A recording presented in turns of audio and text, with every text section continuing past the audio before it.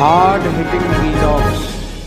Hello viewers, भाई आज के हमारे वीडियो का टॉपिक है बीजेपी और समाजवादी पार्टी दोनों के लिए जयंत चौधरी मजबूरी या ज़रूरी। क्या कहते हैं सियासी समीकरण। लोकसभा चुनाव 2024 की तैयारियों में जुटी एनडीए और इंडिया गठबंधन की लड़ाई में जयंत चौधरी की राष्ट्रीय लोकदल सेंटर ऑफ अट्रैक्शन बनी हुई है। एक तरफ जहां बीजेपी इस कोशिश में लगी है कि जयंत चौधरी उनके पाले में आ जाएं, तो वहीं समाजवादी पार्टी भी गठबंधन को किसी भी कीमत पर बनाए रखने की कोशिश में है। हालांकि जयंत चौधरी लगातार इंडिया गठबंधन के साथ होने का दावा कर रहे हैं, लेकिन जानकारों का मानना है कि उन्होंने अपने दरवाजे दोनों तरफ खोले हुए हैं, उन्होंने अपने पत्ते नहीं खोले हैं। ऐसे में सवाल उठ रहा है कि आखिर क्या वजह है कि आरएलडी बीजेपी और समाजवादी पार्टी के लिए इतनी ज़रूरी या दोनों की कोई मजबूरी है। दोस्तों, दरअसल पिछले दिनों जब जयंत चौधरी दिल्ली सेवा बिल पर वोटिंग के दौरान सदन में अनुपस्थित रहे, तो उनके एनडीए में शामिल होने की अटकलें लगने लगीं। वहीं राष्ट्रीय लोकदल नेताओं ने भी सीएम योगी से मुलाकात की, जिसकी तस्वीरें सामने आने के बाद इन चर्चाओं को और बल मिल गया है।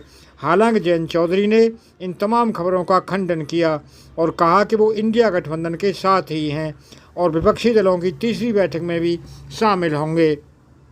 दोस्तों, पश्चिमी यूपी में राष्ट्रीय लोकदल का अच्छा खासा प्रभाव है।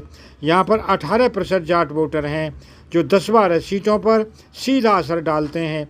आंकड़ों की बात की जाए तो मथुरा में 40%, बागपत में 30%, मेरठ में 26% और सहारनपुर में 20% जाट हैं, जो किसी भी समीकरण को उलट पलट सकते हैं।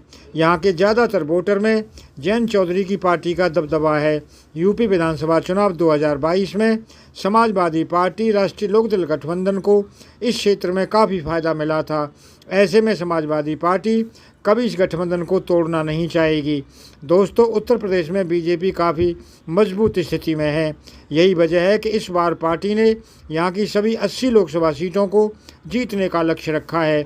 इसके साथ ही बीजेपी का फोकस उन खास सीटों पर भी है जहाँ 2019 के चुनाव में बीजेपी को हार का सामना करना पड़ा था या फिर काफ़ी अंतर से जीत हासिल हुई थी।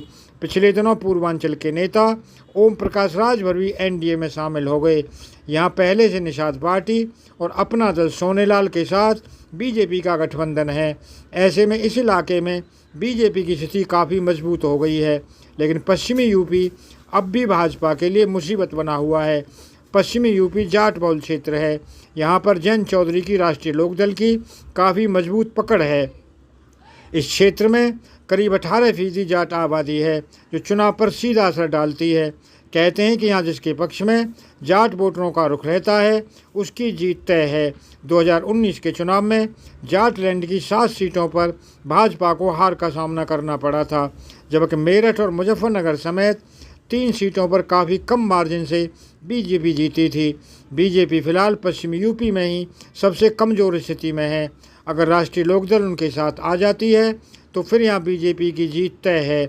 यही वजह है कि चाहे बीजेपी हो या समाजवादी पार्टी, दोनों को अगर पश्चिमी यूपी में अपनी पकड़ बनानी है तो जयंत चौधरी का साथ होना बेहद ज़रूरी है। दोस्तों, अगर आपको ये वीडियो पसंद आया हो तो चैनल को सब्सक्राइब करें, वीडियो को लाइक करें, ज़्यादा से ज़्यादा शेयर करें। आप लोगों का बहुत बहुत धन्यवाद। Thank you very much.